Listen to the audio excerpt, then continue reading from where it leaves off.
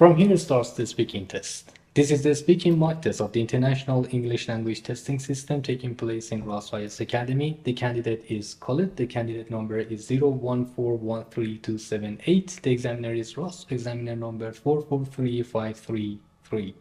Good afternoon. My name is Ross. Would you please tell me your full name? My name is Colette Carpentier. And can I see your identification, please? Yes, of course. Thank you.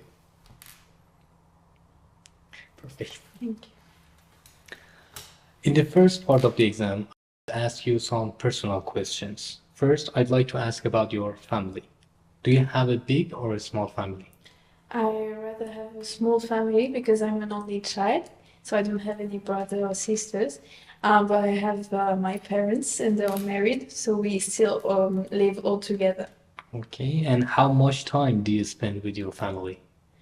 I do spend a lot of time with them because we try to eat as much as possible together. The only moments we do not share is like when we work. So, but we try to enjoy time together.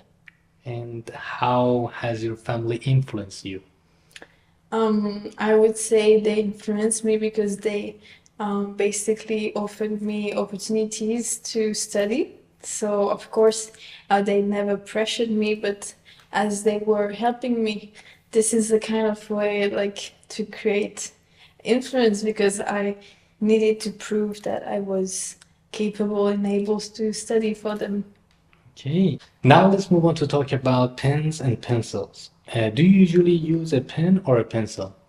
I usually use pencils for drafts, but then I move to pen for more official documents. Okay, and do you think using pencils or pen give an impressive writing layout? Yes, because it makes your handwriting different, and I think even though we use a lot of computers and everything, handwriting is still important. So yes, I do think so. Okay, and how would you feel if someone gave you a pen as a gift? It depends on the pen, I would say, but I know that some are very expensive because they're like handmade and everything, so it could be a very nice gift. Okay, now let's move on to talk about history. Mhm. When you were a child, did you enjoy learning history? Yes, actually, it was one of my favorite courses at school. So uh, I was already interested in history. Okay, and have you ever been to a museum to learn about history? Yes, usually you go with schools, but my mother was also bringing me to some museums when I was a kid. Okay, and when was the last time you read a book about history? I think the last time was for my studies because actually I'm learning about migration history, so we have a lot of readings about the historical migrations. Okay, this is the end of the first part. Now we move on to the second part. In the second part, I'm going to give you a topic and I'd like you to talk about it for 2 minutes. Before you talk, you have 1 minute to think about it and you can make notes if you wish. Do you understand? Yes, Okay, here we have paper thank you. and a pen, Thank you. and you have to describe an occasion where you promised someone. Okay. Your 1 minute starts now.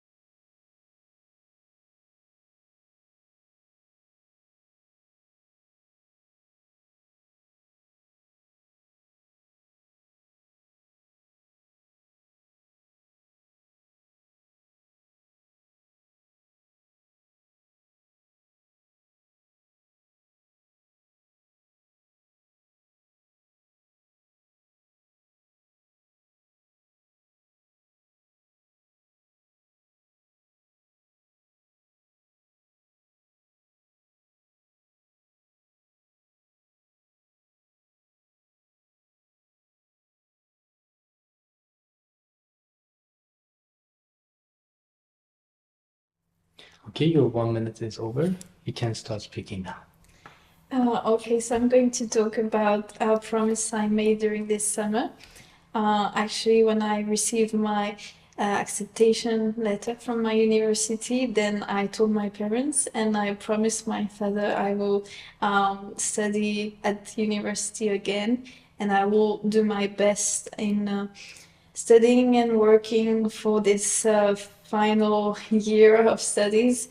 And he helped me moving out, so I was, yeah, I was hoping to prove him I was capable of doing this last year of master degree, and that moving to another city was worth it because it will be for my future to improve my knowledge, to basically learn more about a topic I'm interested in.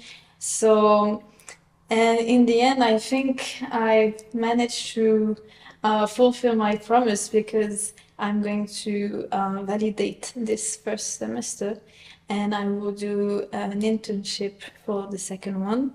So I think made, I fulfilled, yeah, this promise because it was a success at the beginning of this year.